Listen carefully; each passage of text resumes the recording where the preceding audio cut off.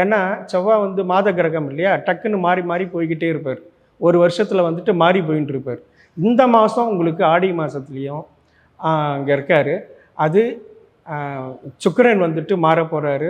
புதனும் வந்துட்டு மாறி இதுக்கு வரும். சுக்கிரன் வந்துட்டு மாறி கடகத்துக்கும், புதன் மாறி வந்துட்டு சிம்மத்துக்கும் இந்த வாட்டி பயிற்சியாக போகிறாரு. புதன் நிவர்த்தியாக போகுது. இதெல்லாம் இந்த ஆகஸ்ட் மாதத்தினுடைய பலன்கள்.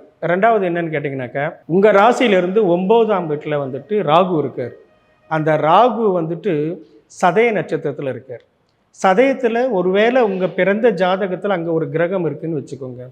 ராகு வந்துட்டு கெடுத்துடுவார் அப்படின்னு சொல்லிட்டு நிறைய பேர் சொல்லுவாங்க. அப்படியெல்லாம் ஒன்றும் இல்லை. ராகு வந்து ஒரு பிரம்மாண்ட கிரகம்.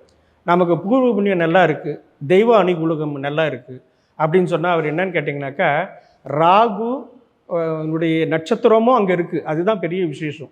அந்த வீட்டில் ராகுனுடைய நட்சத்திரம் சதயம் இருக்கிறதுனால, சதயம்ங்கிறது ஒரு மகாராஜாவுடைய நட்சத்திரம் அப்படின்னு சொல்லலாம்.